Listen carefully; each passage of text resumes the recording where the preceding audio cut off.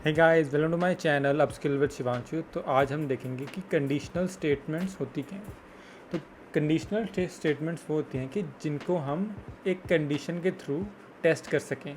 ठीक है, तो जैसे अगर हमें एक आउटपुट वैल्यू चाहिए, तो अगर वो स्टेटमेंट ट्रू है तो हमें एक आउटपुट वैल्यू आएगी, अगर वो स्टेटमेंट फॉल्स है तो दूसरी आएगी। ठीक है, तो वैसे ही और ये हम इफ़ फंक्शंस के थ्रू चेक करते हैं जिसके 3 आर्गूमेंट्स है। पहले आर्गूमेंट होता है कि उस एक स्टेटमेंट होती है जिसको हम टेस्ट कर सकें, जैसे कि जो C6 सेल है उसकी वैल्यू 500 से ज़्यादा है कि नहीं है। ठीक है, अगर C6 की वैल्यू 500 से ज़्यादा है तो उसका जो आउटपुट है वो 1 हो, अगर स्टेटमेंट ट्रू है, अगर उसकी स्टेटमेंट फॉल्स है तो कोई दूसरी वैल्यू हो। ठीक है, जो इफ़ फंक्शन होता है इसका जनरली एक जनरल सिंटैक्स होता है, जैसे कि एक स्टेटमेंट वैल्यू अगर स्टेटमेंट ट्रू है और वैल्यू स्टेटमेंट फॉल्स है। तो अब हम देखते हैं कि हम इसको प्रैक्टिस कैसे कर सकते हैं। गाइस, फिर स्टार्ट करते हैं इफ़ स्टेटमेंट की एग्जांपल से। तो ये हमारे पास एक डेटाबेस है जिसमें नाम लिखा हुआ है, ठीक है, और उन्होंने कितनी सेल्स की है उसका नंबर लिखा हुआ है। तो हमने क्या इसमें कैलकुलेट करना है कि उनका सेल्स के हिसाब से कमीशन रेट क्या होना चाहिए, उनका टोटल कमीशन कितना बना, और उस पर कुछ कमेंट। ठीक है, तो ये 3 हमने इस डेटाबेस से हमने फाइंड आउट करने हैं। तो फिर स्टार्ट करते हैं।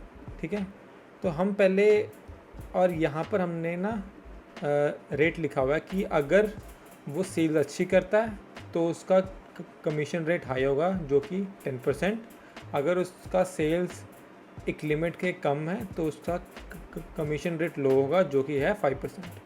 ठीक है, तो इसको और जो सेल्स का डेटा है इसको हम यूज़ करके हम ये 3 कॉलम्स को फिल करते हैं। तो फिर स्टार्ट करते हैं। ठीक है, तो इक्वल टू हमने प्रेस किया और इफ़ टैब। अब लॉजिकल टेस्ट मतलब हमने एक इसमें कंडीशन लगानी है। तो मान लेते हैं कि अगर सेल्स 500 से ज़्यादा है, ठीक है, अगर ये कंडीशन ट्रू है तो वैल्यू क्या होनी चाहिए, वैल्यू होनी चाहिए उसका कमीशन रेट हाई होना चाहिए, मतलब वैल्यू को 10% शो कर दें। ठीक है, और क्योंकि हम ऑटो फिल वाले फंक्शन से ड्रैग करने वाले हैं तो क्यों हम इस सेल को हम फिक्स कर देंगे।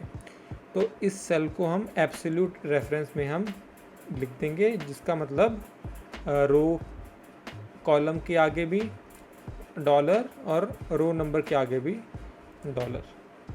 ठीक है, कॉमा, अगर ये कंडीशन होती है फॉल्स तो क्या शो होना चाहिए 5%।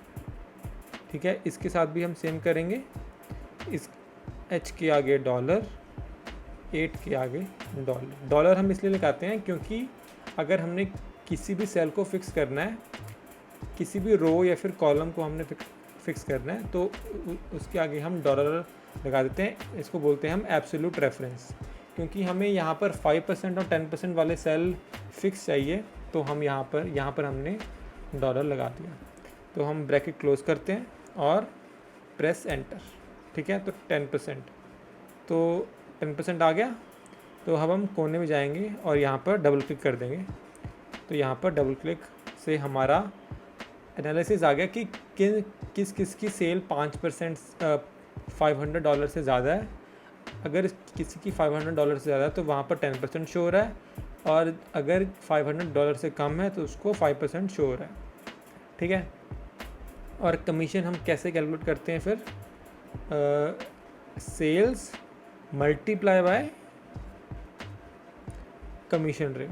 ठीक है, तो उसकी टोटल कमीशन उससे कैलकुलेट हो जाएगी।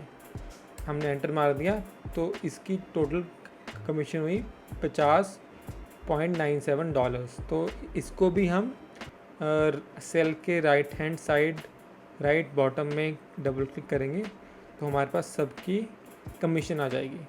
तो हम सिर्फ वैल्यूज़ के साथ ही इफ़ नहीं लगा सकते, हम इसमें टेक्स्ट भी ऐड कर सकते हैं। ठीक है, तो इसमें हम इफ़ टाइप करते हैं, इफ़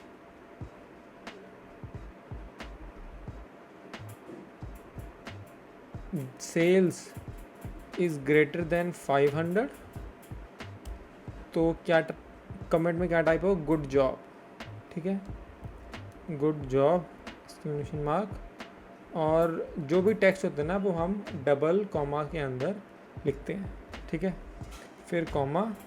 अब हम वैल्यू इफ़ फॉल्स, अगर 500 से कम है तो क्या हो शो करें, बेटर लक नेक्स्ट टाइम,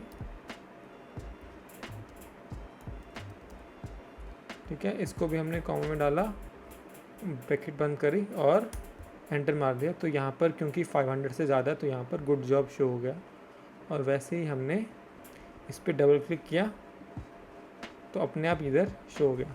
तो गाइज़ ये था इफ़ लूप का या फिर स्टेटमेंट कह लो या फिर कंडीशनल कह लो, इसका लॉजिक। तो इसको हमेशा याद रखना है, ये एक्सेल में बहुत यूज़ होता है, ठीक है। गाइज़ आज की वीडियो में इतना ही, नेक्स्ट वीडियो में अब हम मिलते हैं। Thank you very much.